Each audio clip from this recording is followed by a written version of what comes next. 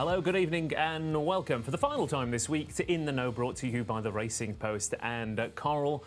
And the racing keeps getting hotter, the temperature's been rising, and bookies have taken a right old smashing on the penultimate day of Royal Ascot today, with the well-backed Perfect Power pummelling its rivals in the Commonwealth Cup. Inspiral giving those Dettori doubters something to think about in the Coronation Stakes, of course, and we saw impressive performances from Meditate, who transcended expectations in that opener as well. Very well backed Candleford, Latin Lover, and Heredia showing that she'd inherited her family's good name as well, bolting up in the Sandringham Stakes. If you were trying to be a bit clever about it this afternoon at Royal Ascot, you might have come away empty-handed, but if you were on the right end of things, you could have quite easily put 4 or 5 well-backed horses together and cop the lot, quite frankly. So let us know what you've done today. We are, of course, live and interactive on YouTube and Facebook, so like and subscribe to the stream and get those comments in on the chat for the final time this week. How have you done today? How are you looking forward to tomorrow? We've got sprints aplenty, of course, with the Wokingham to go through and the Platinum Jubilee to work out as well. One more juvenile race, and it could well be another winner for the Ballydoyle boys. The shortest one of theirs all week, of course, the Chesham, a race they very much like to target, and some juicy handicaps and a very difficult jersey to boot. So it doesn't get any easier, doesn't get any more boring either. It's sometimes you think a 5th day of a festival, oh, surely there's nothing to get excited about, but tomorrow looks an absolute cracker. I was going to say an absolute corker, but I'm not allowed to mention that word, otherwise the man to my left will quite frankly punch me in the side of the face. But nice to have him back. He was with us on the first night of the festival previews. He's with us for the final one. He's been backing favourites going in left, right and centre today, Paul Kealy. What's going on with you? Yeah, I had to change tack, didn't I? It was such a miserable day yesterday. But no, I fancied a few. They were ahead of the market. They were a bit bigger price yesterday. I had a couple of winners. All okay. I'm feeling very happy with myself until Corker came out.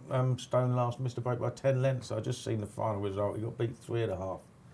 He's a group horse, but he's a bit of a loony, unfortunately. And there's nothing you can do about that, is it? You've got to take it on the chins and get on with it. Yeah, absolutely. Roll on until tomorrow. What you should have done, Paul Kealy, is talk to the man who absolutely loves deciphering a sprint and gave us the last winner. It was, of course, Mr. Tom Segal. I mean, you found your calling, Tom. Deary me, what a fluke that was. After second, I think I had 4 seconds today. I only think I had 5 tips. And no, 3 of them came second. I was thinking, oh, here we go, another Royal Ascot. Same old. It's like you at Cheltenham Keels. I was thinking, exactly, I'm going to have one of those. I'm going to have one of those where everything comes second. But luckily, my friend Hayley got me out of trouble in the last. Thank you very much, Miss Turner. Yeah, you've switched the camera there, Tom, but you're not looking into it by the looks of things. Can you? It's really hard. My wife has done this camera work, and the camera is now on the other side. So I used to be on that side, so I keep looking over that way. I'm going to concentrate on the camera, Ross. Thanks very much for reminding me. That's all right, Tom. Was it inspired by the draw on the straight track at Ascot today? You thought I'll switch it up for the final couple of days? No, my wife is normally at work, but she's been home today, and I said I've got the In the Know to do, and she said I saw a clip of it on the old interweb, or whatever they call this thing. And she said, you're always, it's not very good angle. So she's done this rather snazzy trick. And now I'm in full Technicolor. Look at that. Wonderful. Lovely stuff. Tom Segal then in HD. Who knew? Who knew that's what we wanted from life? Keely's had some winners. Segal's had some winners. David Stevens says, I don't know. What's the chant? You'll be getting fired in the morning, David, I think. Well, you've taken a bashing today. Yeah, fortunately, it won't be till Monday morning, so I've got the weekend to look forward to anyway. I'm sitting here in near darkness because we can't afford to turn the electricity on. It was a shocker. It was one of those days, the sun shone on the punters, and they have absolutely cleaned up. It was one of those days, don't try and be clever. To the surprise of absolutely no one, my big bet of the day was Eraz in the Commonwealth Cup. 5 places each way, finished a nose 6. So that just about sums it up. The company's had a bad day. I've had a bad day. Let's hope for a change in the weather and a change in the luck tomorrow. There you go. Well, you should have said to James, if he'd offered 6 places... Yes, I had my bet with someone else. I can't bet with Coral. God knows why, because I would prop the share price up. Yeah, if anything, it should be encouraged. But we're one day left. But it's I mean, we finally saw some proper Ascot performances today as well, didn't we? In Spiral in particular. Spiral was superb, wasn't she? I mean, I was dead keen to take her on, but the market certainly wasn't, was it? Like, you know what I mean? She got very, very well supported, and you could see why afterwards. She slammed them. What's really good is she acts on soft ground as well. So there should be a meeting at some point by Homeless Songs down the line, let alone with the Colts as well at some point, hopefully. So we seem to have, you know, some really, really good milers at the moment, don't we? We could have some QE2 at the end of the season, couldn't we, potentially? Yeah, I suppose it's too early from the mall to go head-to-head in the Sussex, isn't it? But, at some point, you know, we should get a few of these together and it'll be a cracker, won't it? And of course, Baid will be waiting in the wings for them there as well, or might be. But, of course, he could be Champion Stakes bound, couldn't he, if he wins it? Yeah. He wins at York. But that was really, really good to look forward to, yeah. Red hot mile division then, Tom. Would have been hotter, of course, if Perfect Power had been in it, if the Commonwealth Cup didn't exist. But luckily for Connections, it does, because he's won another Group 1 over a sprint trip. Yeah, listen, what was I saying? What we want is horses to run in the Guineas and then come back to 6 furlongs. Perfect. No problem with Perfect Power. It's the other charlatans we didn't want. And he proved it. He proved class above because he was trained to try and win a Guineas. That's what all horses should be, not the Commonwealth Cup, the 2,000 Guineas. And then he came back and cleaned up as he should do in sprint trips. I thought that was, despite hating the race, that was the highlight of my day. Although I agree with Keels, I thought Inspiral was magnificent. I think she'd smash up the Colts. I think she's miles better than Caribus and his pals. I don't know about Maljoom. I think he's going to come into it at some stage. I think she's the best 3-year-old. I think she'd smash up Homeless Songs. And it's just Baid stands in a way. I think she's going to improve massively. Can you think of a John Gosden horse that's gone into a big Group 1 on the back of no run, no trial? He just doesn't do it like that. I think she's going to improve again. I think she's a superstar. I really do. And she's got the pedigree to go with it, unlike quite a few of the other horses she's racing against. So I'm with Keels. The milers are very, very good. Looking forward to a great Sussex Stakes. She'll win it. Okay, there you go. Yeah, it's strong words then from Tom Segal. Let's move on to the final day of Royal Ascot, where I don't know if it can't get any hotter, surely, or the whole thing will, everyone's top hats will start to melt. But we kick off with the Chesham Stakes tomorrow, a listed race over the 7 furlongs, of course, for the juveniles.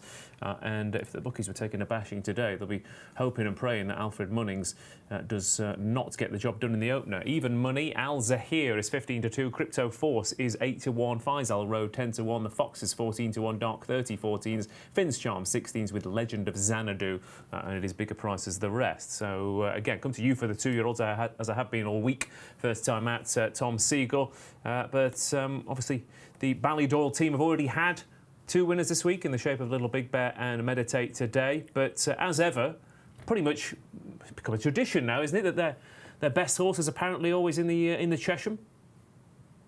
Seems that way, doesn't it? I think pedigrees sort of direct it that way, don't they? I mean, I sound so boring, but I go on about it. I think that the miling horses and the mile and a half horses are better bred horses.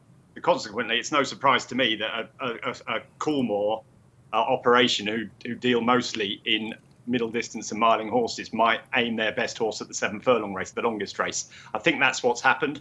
I think Alfred Munnings is their best horse. Whether he's good enough to win this, I don't know. I think there's plenty of others with similar credentials. I mean, the form of his win isn't great. I know he won very, very easily. The time wasn't very good. The second's been beaten since. Is he any better than Crypto Force or Al Zahir or Faisal Road or the Foxes? I don't know. I don't think anyone knows. I think he's even money because of how they talked about him. They said he was brilliant. He might be brilliant. He's got to prove he's brilliant. In situations like that, I don't like taking even money or odds on or whatever. Thought there were plenty you could make a case for. I thought Al Zahir is clearly the Gosden fancied one. He's got a good record. He always aims one at this race. I think Reach for the Moon or whatever. It won second at Yarmouth and then came here and nearly won the other year. Crypto Force looked good for Michael O'Callaghan, still bought by Hammer Racing. And there's plenty of others. Kingman's having a good week, hasn't he? He's had a couple of winners, Candleford and the Thesis, the Britannia winner, Finn's Charm. He looked good at Musselburgh. And then the Foxes. I know the Baldings like the Foxes. So I think it's much more open than the market would suggest. trying to pin me down on which one I fancy away from Alfred Munnings, I wouldn't really know. My pin might come down on Alza here and the Foxes, but Alfred Munnings is going to be hard to beat. Okay, Alfred Munnings then, even money favourites here, and the time wasn't spectacular, which is actually the opposite of what the Ballydoyle 2 winners this week have. They were very clear on their maiden figures, so he does have a bit to learn. Yeah, I mean, he's very fast late on by all accounts, but you sort of expect that with 2-year-olds that go slow early, don't you? And it was exactly the same thing with Alza here. I mean, I think the time of that race was even worse, got a top speed figure of 11 or something like that. So, but they really trapped in the second half of the race as well. So, yeah, you don't know. Now, a few years ago, Aidan O'Brien's horses always used to get beat in this, and he never ran his best ones, but he does seem over the last few years to have run his better horses in this. And, obviously he's had 4 winners out of the last 6. So you can understand why he's the price he is, but does he deserve to be on what he's done? I mean, it's not for me. I could never bet like that. Wasn't he 2s on earlier on this week? He was definitely a fair bit odds on. So I don't know whether it's weakness or the fact that nobody bothers betting 49 shots or to 1 to 2 shots anti-post 4 days in advance, or the fact that realism sets in when you actually see that there's a field of quite promising horses ranged against him. I guess they probably looked at it on paper and thought, there's not many of those will turn up because there's probably multiple entries. Yeah, exactly. I mean, other top trainers do run potentially very good horses in the race, and as Tom said. Jonathan Godson last year, they ran Reach for the Moon in a race at Yarmouth. He finished second and then came here, got within half a length of the point at Lonsdale. Alza here ran in exactly the same race at Yarmouth, which sort of tells me that this was the plan even before he ran. Irrespective of what happened at Yarmouth, he was going to come here afterwards because it's just exactly the same plan. So I thought he was the one to bet against him. He's a See the Stars. The trainer says that he really wants fast ground. He says, hope we don't get any thunderstorms. Now, the weather forecast suggests it's all going to miss Ascot. There's no rain forecast at Ascot at all tomorrow now, so I'd imagine they'll be putting water down. But you must put in a word for the Foxes, because we had Oisin Murphy on a podcast earlier on in the week, and the one he volunteered was the Foxes, and he basically said, whether he's good enough to beat Alfred Munnings or not, but he's beating everything at home. And if I was riding, I'd be excited about the ride, whether it be in the Coventry or here. So they obviously really like him. And again, the quote from Connections, the racing manager says, he's a horse we hold in high regard and we expect massive improvement. So I would back both against Alfred Munnings each way. I've only tipped Alza here in the paper. I was tempted with the Foxes, but I thought to myself I'd only be doing that because Oisin Murphy has told us, and I tend to like going my own way. But I mean, I think you've got to take it on board. He's obviously very well regarded. Okay. Yeah, of course he was behind Dark 30, who represents the Hannon stable, and that race has thrown up plenty of winners. But yeah, we've got loads of others. Like I say, I mean, Crypto Force came Dark 30's in there as well. Yeah, exactly. Yeah. I mean, that form's represented. You've got Faisal Road beat Finn's Charm, who comes here as well. So you've got that form. And Crypto Force came from God knows where. I know the problem is Michael O'Callaghan 2-year-olds though, Tom. I mean. I don't know. I don't think I've ever got one right, really. Sometimes you think, wow, that looks incredible, and then you back them 3 times and they don't seem to follow it up. But I did like this horse's debut performance. Yeah, I mean, he's very good with 2-year-olds, isn't he? He's won that one that won the Molecomb and won very well in the Newmarket last to the end of the back end. I wouldn't worry too much about his horses at all. Yeah, Crypto Force could go well. I'm with the Keels, though. I thought the Foxes and Alza here, they're from top yards, aren't they? And when Andrew Balding's saying it's his best 2-year-old, and John Gosden's saying, great things about Alza here. They're clearly very good, aren't they? They're very talented. So maybe them against Alfred Munnings. Fundamentally, I do think Alfred Munnings will probably win, though, because he's the best bred of the lot of them, and he's just as likely to take a massive step forward as well. So while I would never play Alfred Munnings at even money, I think he's more than likely to win. And but as you say, the Foxes is 14-1, and Alza here's a decent each way price too. Okay, David Stevens, the Chesham Stakes then. Alfred Munnings, the 2-year-old races haven't really, obviously, the Riddler helped, didn't it? Knocking out half the better backed horses in the field, but the rest of them have pretty much gone to type. Yeah, although ironically, given the day we've had today, Meditate winning the Albany actually wasn't too bad a result because of all the money for Morge. So that was a rare sort of Ballydoyle 2-year-old winner that we didn't mind. I mean, you mentioned Alfred Munnings, the price he was earlier in the week. I mean, I think he was about 8-13, 4-7 with us, was as short as he got. And the predominant reason that he's now even money is because of this final field, has probably greater depth, and we thought perhaps Alfred Munnings might frighten a few off, but it hasn't done. It's obvious why he's a short price favourite. He obviously comes with a big reputation. Aidan's recent record in this race is fantastic. They do now seem to send their best 2-year-olds here. But as Tom said, I mean, what little evidence from that first run isn't great. The second got beat. I think one in behind did come out and win. Pretty limited evidence. I thought Crypto Force's debut was equally as good. He's since changed hands for a lot of money.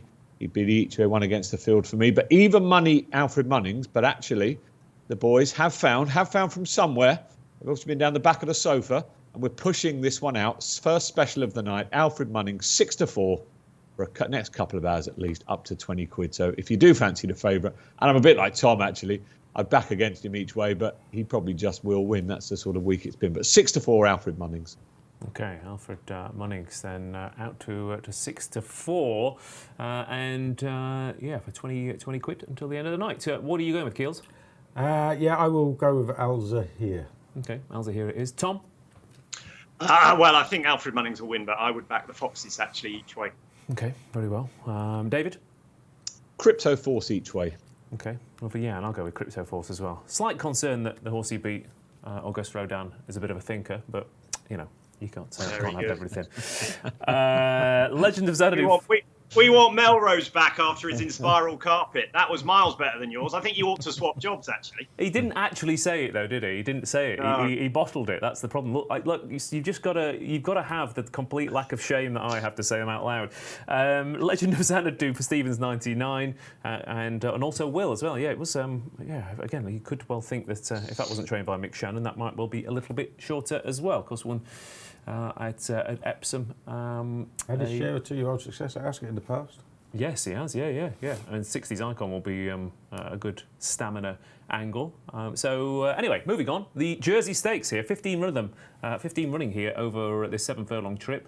Group 3 in grade, and Noble Truth heads the betting here at 4-1.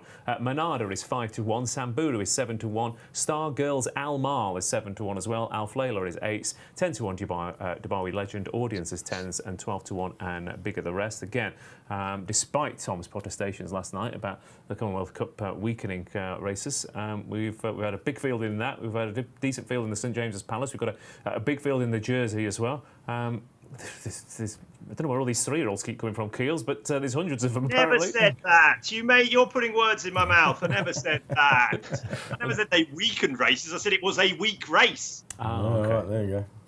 I just got caught in the. I felt like I was just a bouncer holding you both apart, so maybe I got the wrong end of the stick. Fifth classic, my God. What I would say though about all the 3-year-old races is that we saw Inspiral, we saw Perfect Power, the 2-year-old group form is really holding up. Yeah, it has really held up, hasn't it? Yeah, no doubt about that. So what are you talking about? You want the? Well, you got Noble Truth, obviously finished second to Angel Blur and beat Who You Mal, and you've also got Dubai Legend. Dubai Legend is a big price, but ran no sort of race. If he's had excuses for that. I mean, Noble Truth was really impressive when he won the King Charles in April, wasn't he? And his reward for that was being sent away to get gelded because he's a bit of a handful apparently. That's what they've always said. So and the quote here says that he seems to have settled him down, and if he improves from that, he's the one to beat, isn't he? But I did say the difference in price between Audience and Manada was the one that got me. Now I know Manada beat Audience last time and was giving him weight, but he got such an easy lead up front, and Audience got crossed over by another horse just as Manada fully went for home, and I don't think he was given a particularly hard race in chasing them, and I just put them much closer together. I think Audience will appreciate a strong run race, and hopefully Ryan Moore can bring him home. He's a lot shorter price now than he was early in the day, so I'm sure other people agree, because he was 16s, 20s earlier on, and he seems to have got a fair bit shorter with Coles at least. But yeah, I'll give him a shot. Okay, Audience it is, and you're dressed in the silks as well. Absolutely. Well, it's last day, isn't it? So I thought I'd go to Tiger Woods route, wear the red, and hope to, because I actually needed to smash it out of the park after Thursday. But I'm, want more of an even keel now. Got myself into contention. There you go. Look at that. Yeah, look at that beaming smile on his face. Noble Truth, 4-1 favourite then here at Ascot for the Jersey Stakes. So are you going with the 2-year-old form, Tom, or are you going with an improver like Keels?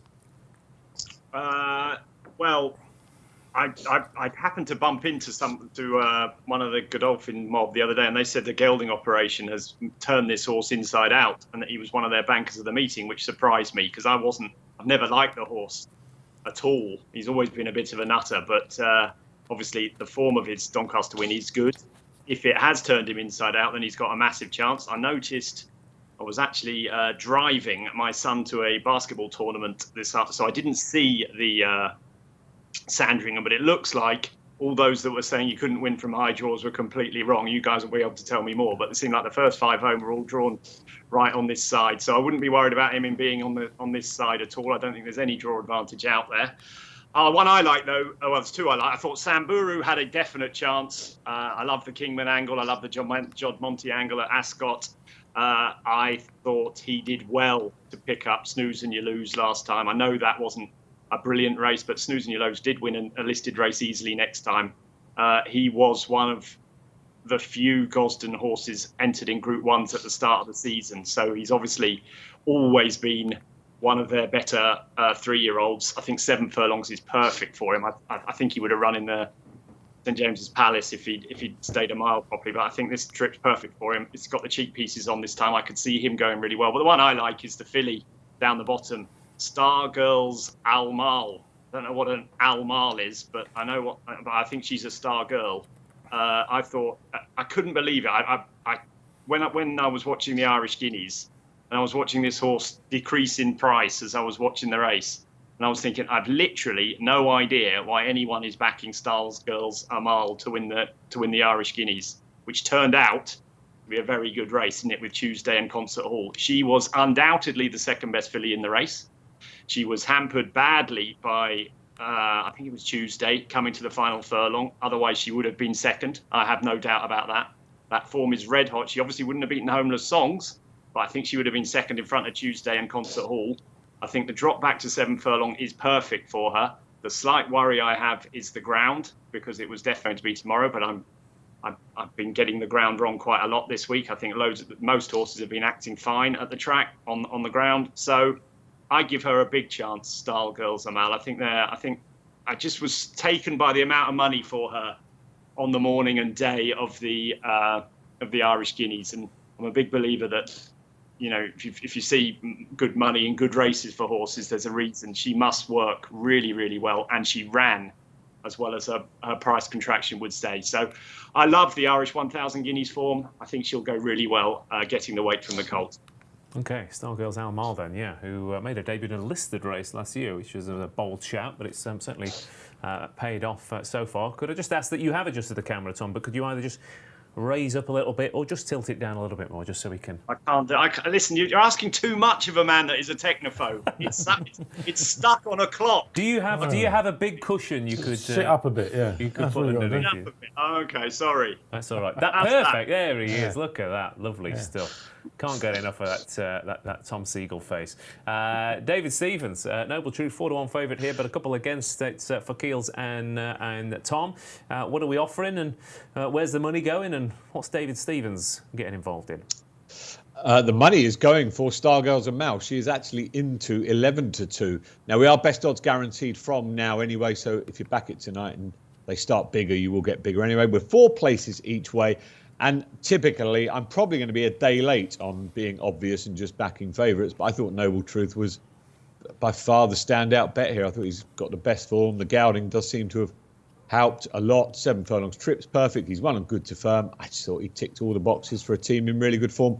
And Tom, just going back to your thing about the draw, it's exactly the same as every year. Everyone gets in a quandary about the draw. And Chris Dickel says every year, there is no difference. Like wherever you're drawn, you can high, low, whatever. So... yeah, don't worry about the draw in these races. It turns out if you've got where the pace is and where the best horses are, it seems to happen that that's where the action unfolds. But Noble Truth 4-1. I'm in agreement with you, David. I think this will be in all the cheeky each ways tomorrow. It's beat Who You Mal, beat Eraz, was around Lusail on its debut as well. Finished second in a Group 1, impressive last time out. My Kingman out of a Frankel mare. It's looking He's looking 4-1. I'm a little bit surprised. I guess you just got a lot of horses coming into this off the back of decent performances. Speaking of which, what's the performance of Royal Ascot so far on the screen? Thank you for voting for that. We'll get that in a second. But the Jersey Stakes, the bet is? I liked Audience. It's got a bit shorter than I expected because he has a bit to find, but I have a feeling he'll drift out to a better price again. Okay. So I'm going to stick with him. Okay, Audience it is. Tom? Stargirls Amal. Okay, very well.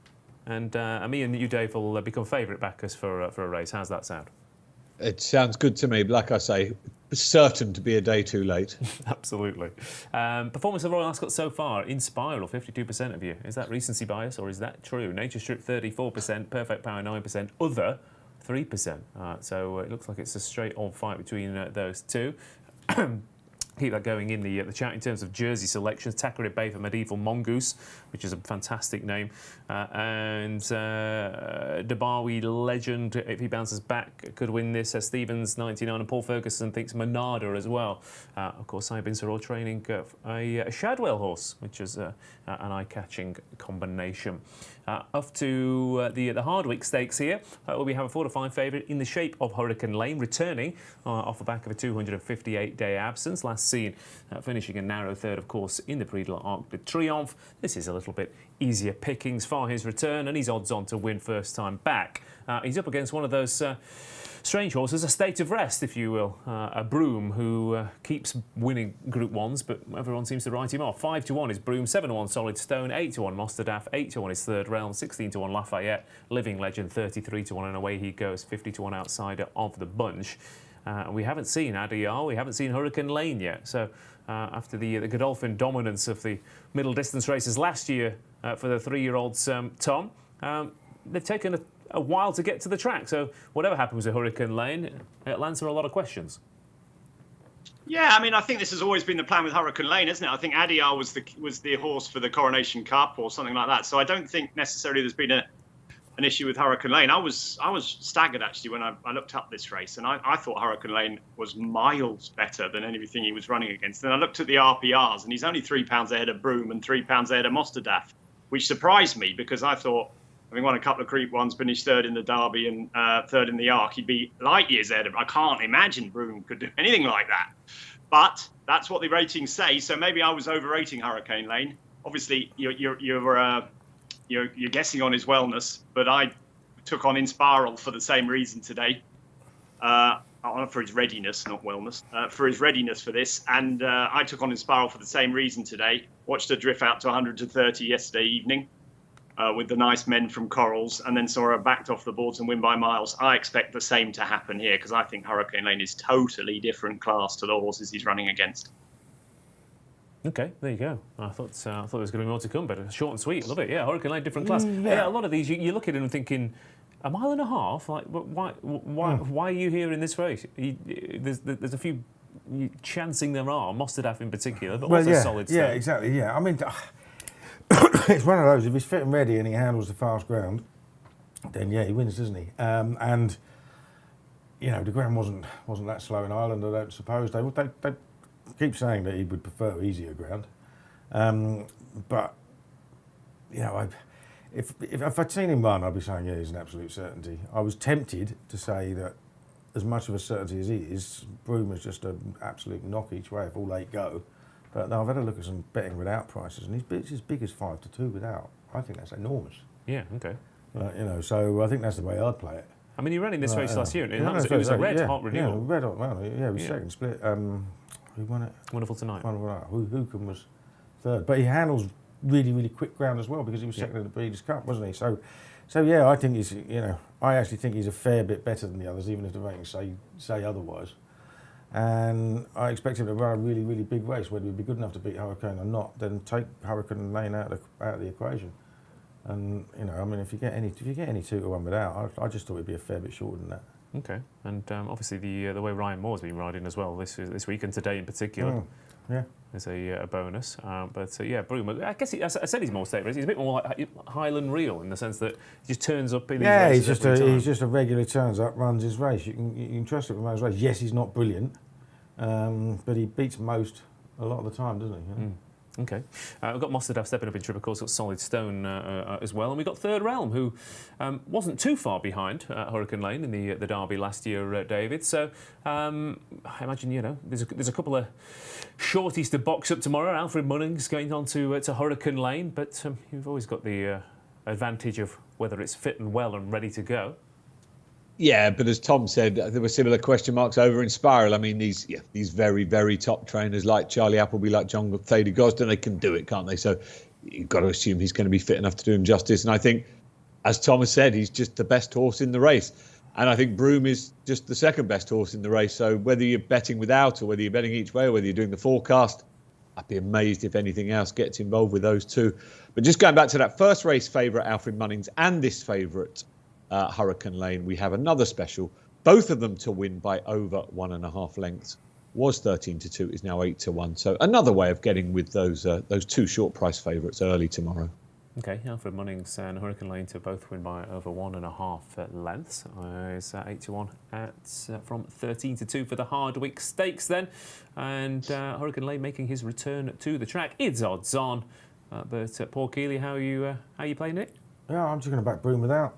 Yeah, straight bat it. Absolutely straight bat it. Lovely stuff. Tom Segal? Well, I won't be having a bet, but if I was having a bet, well, no, I won't be having a bet. So there's no point in saying that, but I think Hurricane Lane will win. Okay, very well. And David Stevens, will you not be maybe having a bet?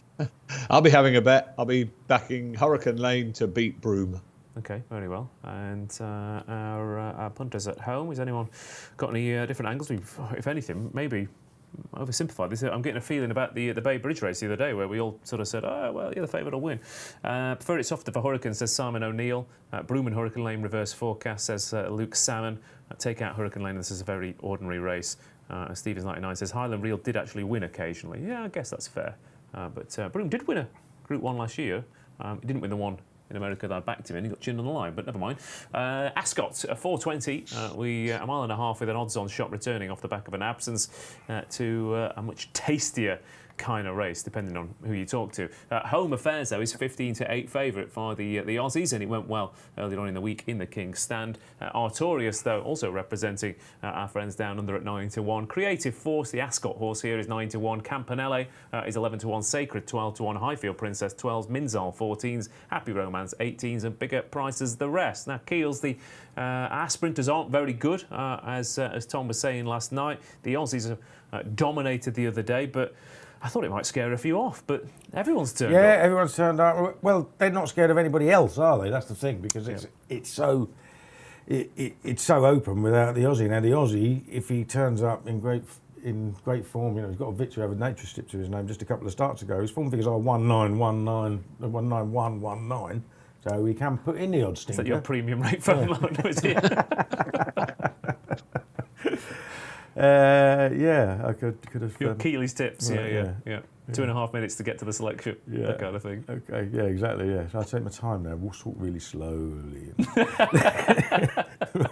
Well, yes, I mean, Home Affairs could be a good thing, couldn't it? Slap bang in the middle of the field is still 17. And if he brings his top Aussie forward over, he wins, isn't he? The way I was looking at it, and I might do the same without, but I have backed a horse who's better than the vast majority of these, albeit not over 6 furlongs. We've just got to wait and see. I have taken a chance on Alcohol Free, who last year won the Coronation Stakes pretty easily, beat Poetic Flair in the Sussex, and that form would be pretty much better than anything any of the others in the field would be able to do, but is over the wrong trip and on different ground, because they both were on easy ground. So you take a chance, but she's 25-1. Since they tried her in the Jubilee International, she's got ever worse at settling. And she just seems to want to go faster and faster and faster. Now, she's sprint bred, she's by no day never. I mean, bearing in mind, last year everyone said she won't stay a mile. Oh, I was convinced she wouldn't stay a mile. I was staggered how well she did. But she looks, it's not unusual for horses to get faster as they get older. It does happen sometimes. And I definitely think it's worth a shot on a stiff course like Ascot. Now, she could get totally well off her feet. But she does seem to want to go faster than they've been going, and they're not bad runs at Sandown. I mean, she was way too free in the hood, and then they took the hood off, and she fought Rob Hornby for the best part of half a mile, and still finished 4th to Baid. Only beaten just over 5 lengths. So she's still running up to a good level, despite not running in any way efficiently, sorry. And so yeah, I think she's going to have a chance. She'll get a pace to chase if she drops her head and settles. But I am prepared to see her get rushed off her feet at the same time. Like, you know, you've got to wait and see. She obviously has a Group 1 win in the Kealy Park over 6 furlongs. Yeah, but to pick up a couple of things you just said, Dan. I mean, one, you know, the sprints so far this week have all gone to horses proven over a little bit further than the trip. And also, you say about horses getting quicker as faster. Glen Shield, for example, was he 6, 7 when he won? Yeah. Dream of Dreams didn't win this till last year, and he'd had plenty of cracks and was running over 7 a couple of times as well. So it's certainly not out of the question, is it? Yeah, no, it's not. I mean, going down from, you know, having been campaigned at a mile for basically an entire year, it's a little bit different. But at the prices, I just thought it was worth taking a chance. And again, I shall have a look at the without betting as well. I've seen one show, but there's no each way betting, and that was just rather annoying because, you know, it's 27 runners. You know. I'm sure David can rustle something up but for I'm sure, yeah, I'm sure Coles will come up with something in the morning. David, any you want to give us any each way prices for without the favourite? No, they've disconnected the phone lines at HQ, so I'll come back to you in the morning. Oh God, it must have gone badly today. You can't pay the heating, they can't pay the phone bill. Okay, there you go. So we've taken the favourite on when with alcohol free. What price alcohol free, David? 20 to 1 with us. We are 5 places each way in this one. Okay, there we go. The favourite, though, Home Affairs, is a 15 to 8 shot. Tom, a couple of things to hand over to you again. I mean, the winner earlier in the week was Proven over 6 and won over 5. Home Affairs isn't necessarily. There are a lot of horses stepping down, and it's been, you don't see too many 3-year-olds winning against their elders in these big sprints, that's for sure. What was the name? Choisier did it, didn't he? Won both races from Australia. I think he'll be totally different class to these. The 2 9s, one of them was in soft ground and one of them he was drawn on completely the wrong side. I think he might, did all the running on one side and all the ones came out the other side. I think he'll win by miles, if truth be told.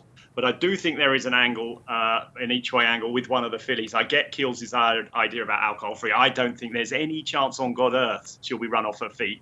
I think she's seriously fast. I love horses dropping back in trip. I think trainers are so quick to run horses over too far that they forget what they're really good at. I think she will have no problem at the trip. What I'm worried about is whether she's in the same form as she was and the ground. And I think for that reason, I would be with the other filly, Sacred, against her. People forget she thrashed Saffron Beach over 7 furlongs on her debut last year. She's incredibly good fresh. She then went to the Guineas like a perfect power we saw today and clearly didn't stay. She was right on the heels of alcohol free. She was drawn out of it as well, but she was a massive non-stayer that day. And then she came out in the 7 furlong race at Newbury and she went through like the wrath of God through that. They couldn't go fast enough for her, and she beat some really good, solid 7 furlong horses easily. I think she is crying out for a drop back to 6 furlongs. I cannot believe they haven't tried it before. I think the fast ground suits her. She's got Ascot form. I think Home Affairs could be a totally different class to our sprinters. But I think if there's one in there that could be the danger, it is Sacred. And I noticed that Kealy Park had the second to the Flying Australian the other day. They breed tremendously good stock, and I think Sacred is another one of them for the Inform Haggis team. I think she's a big danger to Home Affairs. Okay, there you go. Yeah, Sacred 12 to 1. Yeah, that Newbury performance is still. You go back and watch that replay, and you think, my God, that is some horse, isn't it? Yeah. And I mean, she's done that a couple of times in her career, hasn't she? She's looked absolutely world class, and then it's not necessarily gone on. But well, she hasn't had too many chances, though, has she? She hasn't. No. She won on her debut. Then she was second to Campanelle on this track in the Queen Mary. Excellent run. Got to the front too soon. Campanelle wore her down. She got to the lead. Then she won the Nell Gwyn or whatever it's called. Then she's gone to the Guineas, and then she's won this. That's all she's done. Yeah. She's never let anyone down. I think she's just top class. And I think when 6 furlongs is her trip, I think she could be a superstar sprinter. Whether she's Home Affairs class, I don't know, but I think she can beat the rest of them. Yeah, she won first time out last year, and then she won back off a break as well. So this clearly, unlike in Spiral, which worked out anyway, you would appear that the freshness is the plan. with Sacred, a 12-1 shot. A few others we need to mention. Creative Force, of course, a Jersey winner, champion sprint winner. Obviously, again, Ascot form stays further and seems to handle every type of going. Highfield Princess, I think, has to be in it as well. Another one who's turned sort of blew everyone away at York, isn't it? I mean, she did. Getting beat in a lot poorer races than the old Duke of York that she won, and it was just how has she suddenly come to herself like that? But yeah, she was quite impressive that day. Well, she won the Buckingham Palace last year, didn't she? And she was sixth in the champion sprint, completely on her own down this near side. Yeah, exactly. Yeah, and obviously Creative Force has won the Jersey and then won the champion sprint. Now it's just fit. I know it's a different course, but he just looked rushed off his feet on fast ground at 6 furlongs in the July Cup, didn't he? And that's I was going to back him, and that's what just put me off a little bit because it. He obviously sees it out very, very well. And I'm sure he'll be finishing. It just depends on whether he gets a bit too far behind like he did at Newmarket. But obviously, liking this course puts him in there.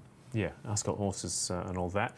Others just to slightly mention as well, he might be a bit overpriced, but interesting to see them run King's Lynn again. It didn't do him too much harm last year, did it? Running twice in a week. He probably should have won the Wokingham, and he had a bit of a nightmare earlier on in the week in the King's Stand. They were in a very messy Mr. Roster, yes? Mr. Roster, can I name one? A big one. Sure, and a big price. Absolutely. Well, Great Ambassador. Oh, yes. Yeah. I love that horse. I thought he should have won the Stewards' Cup, the Wokingham, and the Air Gold Cup last year. He didn't run. He should definitely have won the Stewards' Cup because he was drawn on the wrong side on soft ground, and he was drawn completely out of it in the Air Gold Cup too. He was favourite for the Wokingham before being pulled out because of the heavy rain on the Friday the time before.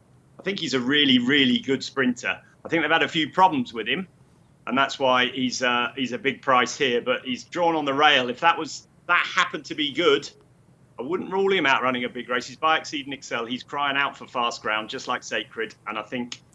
Whatever happens tomorrow, he's a horse to be reckoned with in the big sprints as the season goes on. Yeah, I get the feeling, given he bolted up on the July course last year, Tom, this might well bring him on perfectly for Newmarket. Correct, because I think that might well be the plan, but he's definitely a horse to keep your eye on. Okay, yeah, Great Ambassador. Keep an eye on him. Yeah, I agree. Last year he was...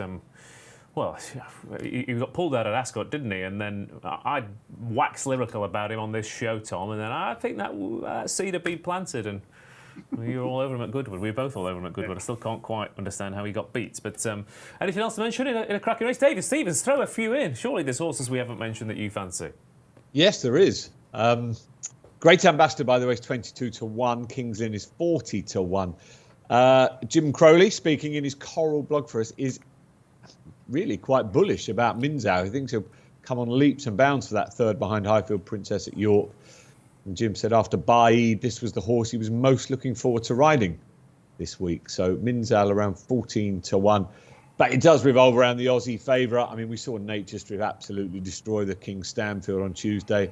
If this horse turns up in his best form, it's be no surprise to see him do something similar. His last run, as well as being drawn on the wrong side, trainer reported he came up with a very tight back. Whatever that means, but clearly is a bit of a negative. So if he's in form, home affairs, be no surprise to see him do what his compatriot did. And a few of the Aussie media guys around the course this week have said don't discount Artorias. I mean, I think they've got their eye on the exacta here. But they say Jamie Spencer will be absolutely tailor-made for this horse on this course. So could be an Aussie 1-2. And if you think it'll be an Australian winner, we have an enhanced price. It was 6-5 an Aussie winner, now out to 13-8. So 13-8 if you think the Aussies are going to have a clean sweep. Okay, there you go then. The Aussies to train the winner of the Platinum Jubilee is 13-8 out from 6-5. And have a tight back. You should try hunching over a laptop all day, am I right, Keels? Absolutely, yeah. You should try lumping clubs around an 18-hole golf course, Keels. I'm still struggling from when we played the other day. We went in a buggy. Really? Forgot that, did you? Yeah. It's a tough life you lads lead, isn't it? I tell you, it really is. First world problems. Now, the Platinum Jubilee Stakes, a big sprint. Paul Kealy, will he be back in? Yeah, alcohol-free. I think she's more naturally talented than the vast majority of the field. So I'll take a chance that 6 furlongs will suit. Okay, very well. Tom? Well, If the Aussie wasn't running, I'd think Sacred was a tremendous bet, but the Aussie is running. I still think Sacred will run really well. She'd be my fancy. Okay, very well. And I'll take a chance with Creative Force and in Kings Lynn, one either side of the draw. And David? I think Home Affairs will probably win. I hope Minzal wins. Okay, there you go. And I'm sure we've got plenty of opinions on the chat as well. Home Affairs a steering job, says Big Fred. Jonathan Sherritt is with Minzal. Ewan Montgomery, Run to Freedom each way for Henry Candy. He almost did it the other day, didn't he? What else have we got? Double or Bubble for Off World. Yeah, 50 to 1. Another one who's got course form dropping back in trip for a decent trainer. Emirati will love the fast ground. I mean, the more we talk about this, the more I think, is the favourite home and hosed, or has every single horse in here got a chance? Well, could well be both. But another sprint for you. You thought that was tough. Here's the Wokingham. We've got Fresh at 7 to 1 favourite here. Black Rod 8 to 1. Quarantine Dreams 9 to 1. Rohan 10 to 1. Silver Samurai 11 to 1. First Folio 14s with Jumbie 16 to 1. Asjad and it is bigger prices. The rest 28 of them lining up for this race, which will be. It is the same race as last year, but it'll look very different on rattling fast ground in the baking sun. We've got a proper Ascot horse at the top of the betting here. In numerical order, I should be coming to you for this, Tom, but I know you've been banging the drum about James Fanshaw's Fresh. I mean, it's the most Wokingham horse I've ever seen in my life. Yeah, absolutely. And obviously he was second in the race last year as well. Now, and for me, he's the difference between a bang average Royal Ascot and a brilliant one, because I've got him in a double at bigger prices with Dark Shift. Who won the Hunt Cup. So I'm quite excited about it, and as excited as I am, equally horrified to see James Fanshawe saying he's best with ease in the ground. We'll have to have a look at what it's like, and this horrible feeling that he's going to say, well, it's too fast, and I really do hope he doesn't. He handles all weather surfaces perfectly well, doesn't he? Runs really well on them. Ascot's sand-based. It's a nice, consistent surface, and as Tom said, there's loads of horses been running well on it that you might not expect to. So fingers crossed he goes. His form at Ascot is amazing, isn't it? He's never been out of the frame. His form figures 2, 1, 2, 3, 4 in fields of 9, 18, 21, 16, 27.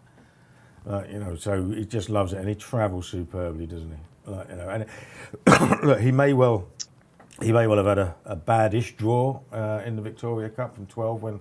The first three home were 26, 27, 28. He finished fourth. He was pretty much the last one off the bridle that day. Possibly didn't quite see it out. He'll definitely be finishing stronger at 6 furlong, I'm sure about that. So, yeah, roll the dice and let him go. Yeah, you'll be absolutely livid, won't you? Yeah, I mean, it's like, you take the risk when it comes to anti-post punting, but I don't do very many anti-post doubles like that these days, and it was just the first one I'd done for a while. Yeah. Well, especially on the flat as well. You don't. Sometimes you is that going to run? It could go for another race. Yeah, exactly. These were they were obviously going to go for those races, weren't they? Yeah. So we took the chance, got lucky with the first one, and I'm hoping to get lucky with the next. But he's still got another 27 rivals to beat. Yes, that is true. But Danny Tudhope as well, right? First, fourth, second, third, fourth on the horse as well. And, yeah. So he knows the horse really. He knows the horse really well, and he obviously, he's been riding Ascot really well for the last couple of years as well, hasn't he? Everything's in the right place apart from the ground and what James Fanshawe thinks of it. So we have to wait to see. I did back another one at a big price a couple of days ago called Popmaster. Just because I think he might be an Ascot horse who is improving. Now he ran here on soft ground last year, wasn't beaten that far, and then later on in the season he absolutely hacked up on fast ground. And last time out, he was what I'd say was a very unlucky second at Chelmsford, because he got almost taken over to the far rail coming around the bend. I got beat half a length by Dubai Station, but the good news for that is Dubai Station's the one with the £5 penalty, and he doesn't get one. So I think he's coming in there in form. He's on the other side of the draw to Fresh, and I thought he might run well, but if he beats Fresh, I'll be devastated. You will. Okay, Fresh then, the big anti-post pick, but Popmaster potentially a big price. And Keels, you've got 30 seconds to name 3 number ones by the Beatles. Loved Ken Bruce if you don't waste the punter's time, please. You know what I'm like with music. Oh, fair enough. We'll have to do a racing version of it as we go. That Popmaster form is interesting, though. I thought a couple of others out of that race as well. Apollo 1 and Tiger Crusade could be interesting on here. They've both got Ascot form. They both stay further, and they're both very big prices indeed. One's a front runner, one's a hold-up horse. So got those two things covered. Yeah, you're a sprint handicap lover. Tom Segal, Latin lover, got you a winner on the card this afternoon. Have you got something else up your sleeve here? Sprint handicaps, good grief, cannot stand them. But we'll have a crack. We'll crack on. Obviously, Fresh is very interesting, isn't he? If he likes the ground. I'm not worrying about the draw. Black Rod, I thought was really impressive at Newmarket. I love the way he was backed again that day. I think he's going to improve again. I did suggest Quarantine Dreams about 2.5 weeks ago when it was 33-1. So unfortunately, I forgot to get on it myself. It was one of those I was writing about it, thought I'd backed it, and then went to check my account and haven't actually backed it. So that'll be really annoying if that wins. But I thought he had a good chance too. He's sort of one of those unexposed ones. I'm not sure if stall 2 is going to be any good. I don't know. I did bump into a bookmaker not representing our sponsors to at the course today, who said people have come on to back Rohan, last year's winner, and every time I offer a shorter price for it, they back it again.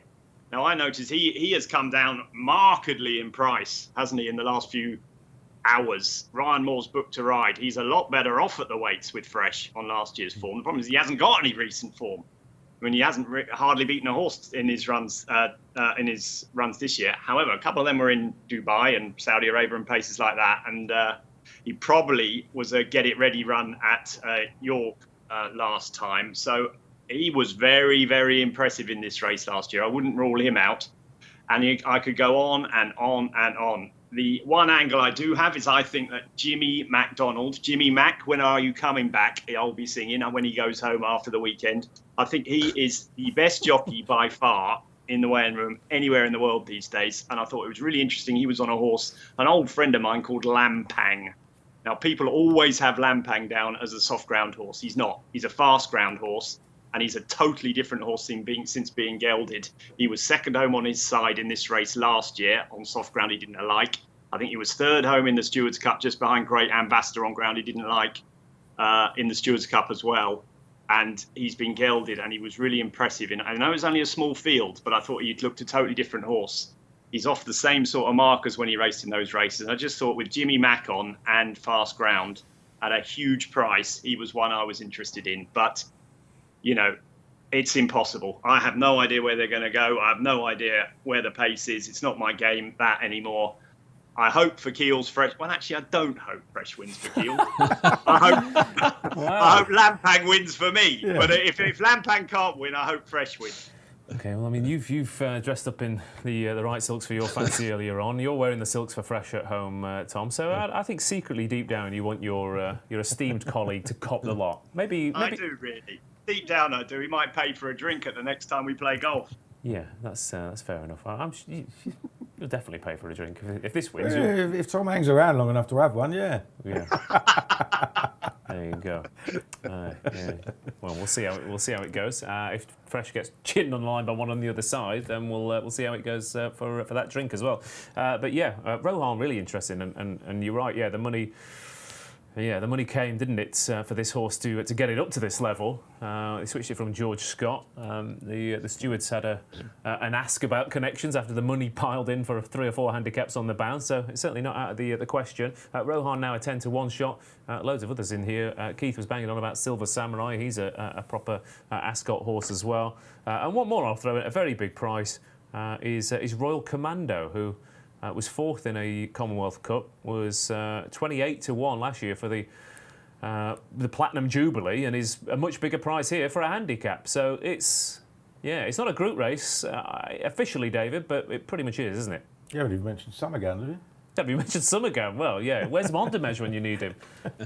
David Stevens, how many places? Give us a few extra, please. Six places each way. What was that one you said? Royal Commando, 33-1. Lampang is being back, Tom, 28-25 down to 20 for for Jimmy Mack. I've just got the image of Tom singing that.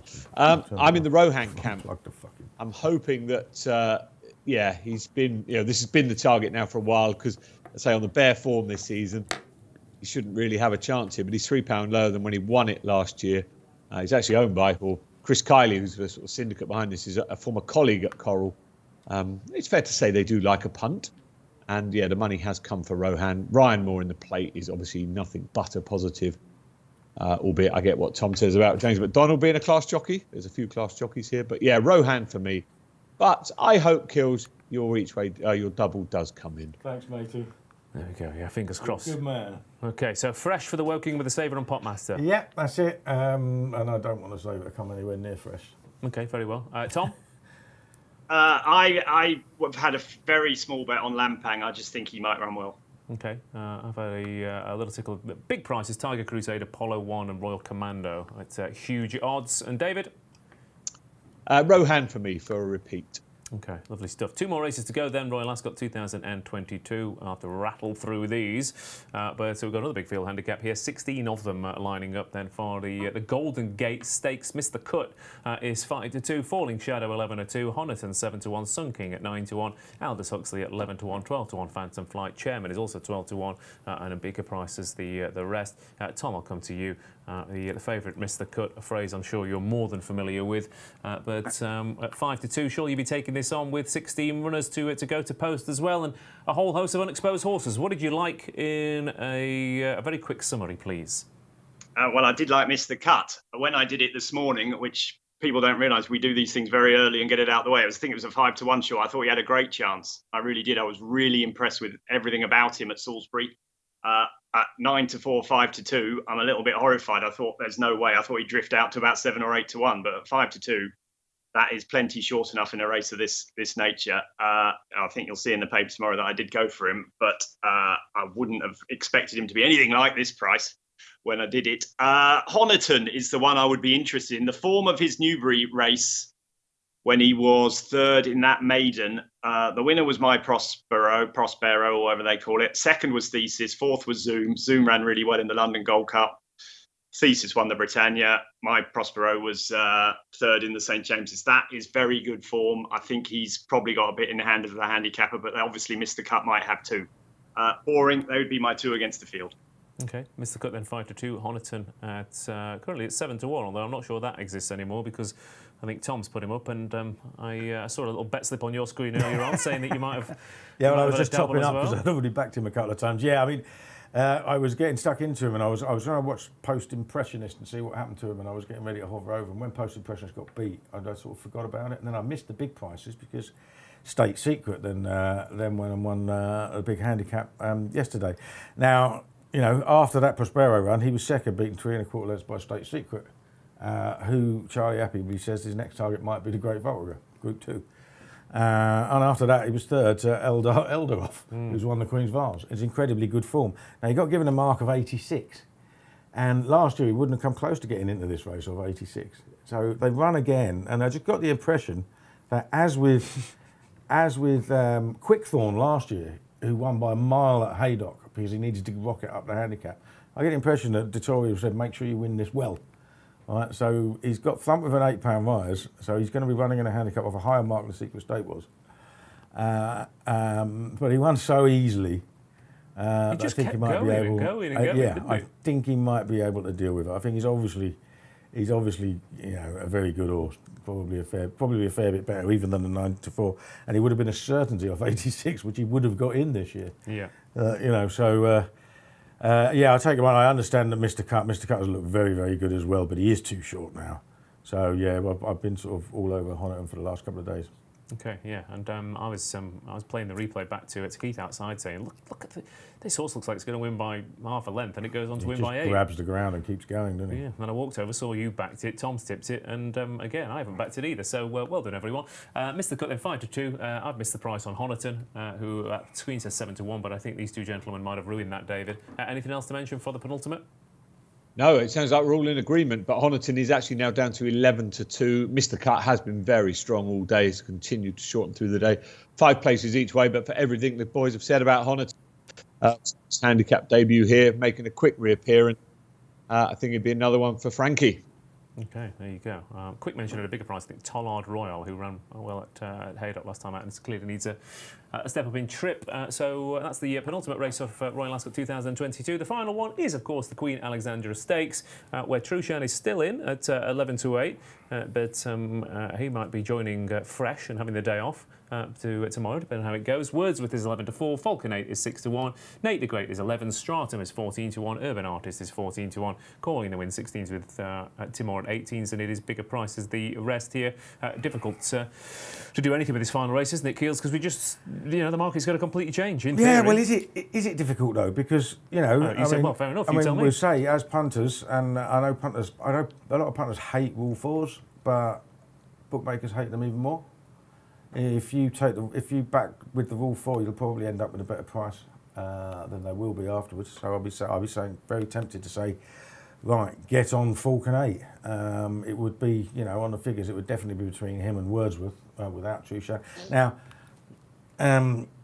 it would be completely bonkers if Alan King was to run Trushan, to risk Trushan in a Mickey Mouse race like this on ground just as quick as when he didn't run him in the Gold Cup. So I can't imagine he's going to possibly run. And of course, the forecast is for the rain to completely miss and go further up north. So I think it's a mere formality that he isn't going to run. So you can get on and accept the rule 4s. And there's one horse who I think might run into the frame at a massive price, and that's Master Milliner, trained by Emma Lavelle, because I just think he absolutely stays forever.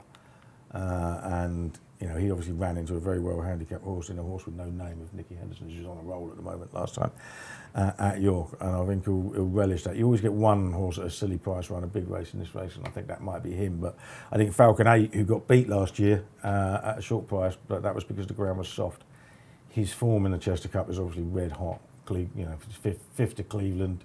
Coltrane was second. He was giving a pair of them chunks of weight, and he was only been about 3 lengths. So I say he's very much the one to beat. Okay, Falcon 8 then with that at rule 4 at 6 to 1. Although I can't help but feel that Falcon 8 6 to 1. I'm not sure why Calling the Wind is 16 to 1. So that'd be the one I'd be keeping an eye on for Richard Hughes and David Eager. Tom, final race of Royal Ascot 2022. What's the angle?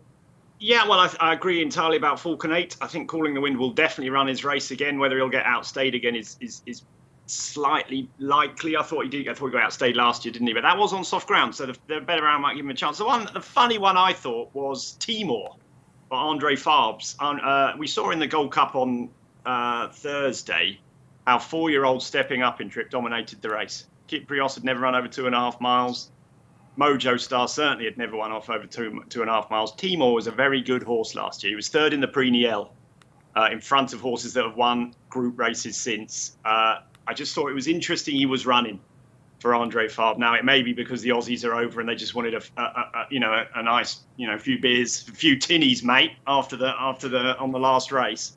But I doubt it very much. And because he's owned by the Australian mob, I just thought it was quite interesting. I like 4-year-olds stepping up massively in trip in all staying races, especially when they're with top trainers, because my guess is this sort of staying race has been the plan for him all his life.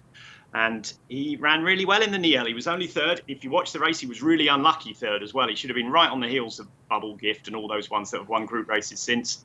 And it's not a great race, is it? So I had a big price. I'd throw him in along with, Falcon 8, if the ground's very fast. It's probably going to be the one to beat.